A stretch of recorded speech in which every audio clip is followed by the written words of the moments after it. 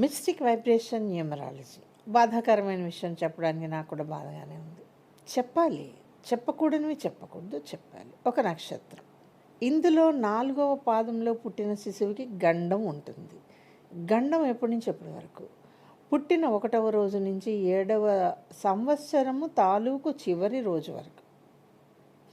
అంటే any moment ఈ శిశువు చనిపోయే అవకాశం ఉంది.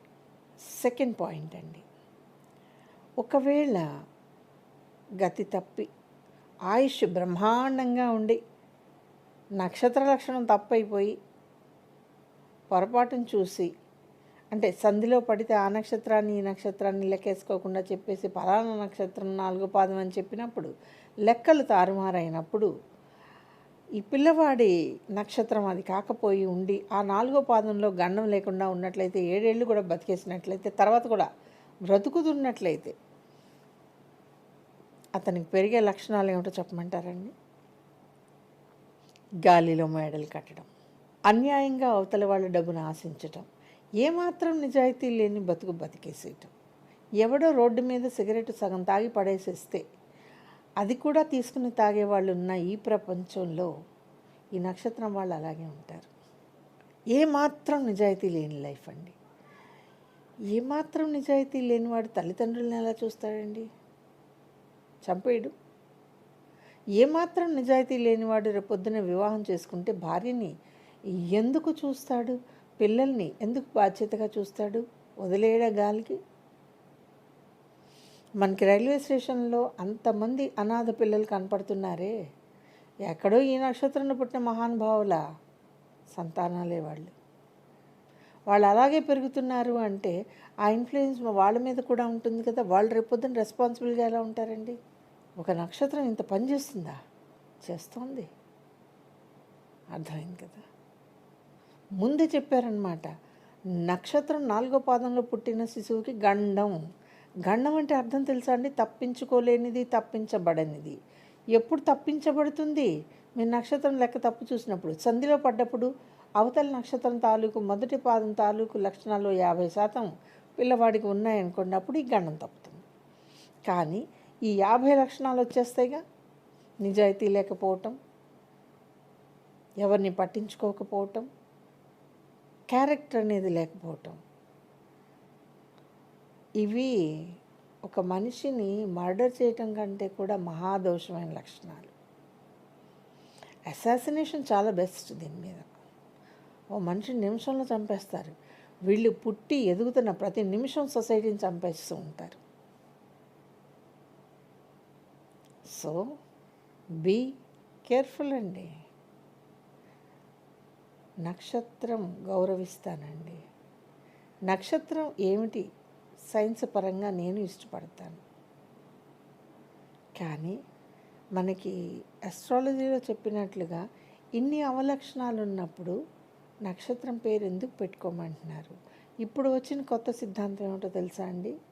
బహుశా మరి నేను చేస్తున్న యుద్ధం కారణంగానో ఏమో నాకు తెలీదు, నక్షత్రం పేరు ఇలా పెట్టుకుని అలా పక్కన పడేయాలంటండి. అదేం రూలు? ఇలా పెట్టుకుని అలా పడేయటం ఏంటండి? అంటే పిల్లవాడు పుట్టినరోజేమో ఆ నక్షత్రం తాలూకు అక్షరంతో విడిపేరిది అంటారా? లేకపోతే నామకరణం రోజు చెవిలో చెప్పి వదిలేస్తారా? తర్వాత ఇంకా పేరు అవసరం లేదన్నమాట. అవసరం లేని పేరుకి నక్షత్ర పాదంలోనే పేరు పెట్టాలనే రూల్ ఆస్ట్రాలజీ ఎందుకు పెట్టిందో అర్థం చేసుకోండి. చేసుకుంటే మన పిల్లల లక్షణాలని కొంతవరకన్నా కాపాడగలం.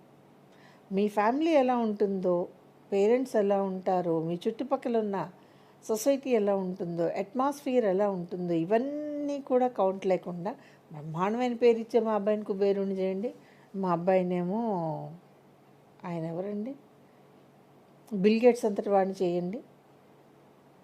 ఇకపోతే ఇప్పుడు కొంతమంది అడుగుతున్నది, మా అబ్బాయి సుందర్ పిచాయ్ అంత గొప్పవాడు కావాలి.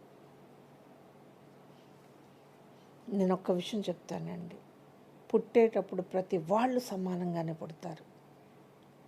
ఒక్కొక్క వ్యక్తి ఎదిగేటప్పుడు తనకున్న అదృష్టాన్ని బట్టి ఓ మంచి వ్యక్తిగా ఎదగటం, ఓ బాధ్యతాయుతంగా పెరగటం జరుగుతుంది.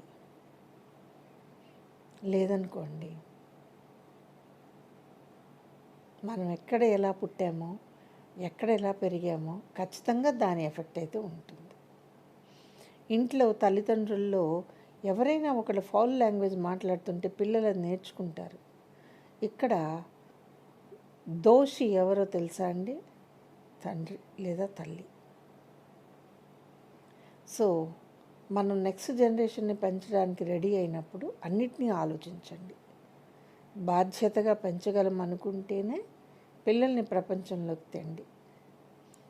ఎవరో ఏదో అనుకుంటారు, మనకు కూడా పిల్లలు ఉండాలి, ఇవి వద్దండి. ఎందుకు వాళ్ళ జీవితాన్ని పాడు చేయటం? అన్నీ ఇవ్వగలిగినప్పుడు పిల్లల్ని చక్కగా పెంచండి. లేదనుకోండి, ఈ సొసైటీలో ఎటువంటి సైకలాజికల్ అబ్నార్మల్ పర్సనాలిటీస్ బయటకు వస్తాయో ఊహించలేము.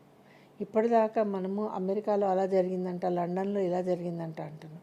ఇక మీదట ఇండియాలో కూడా ఇలాగే జరుగుతుంది అనేది నేను మీకు హెచ్చరిస్తున్నాను. ఈ వీడియో కనుక మీకు నచ్చినట్లయితే లైక్ చేయండి, షేర్ చేయండి, మా ఛానల్ని సబ్స్క్రైబ్ చేయండి.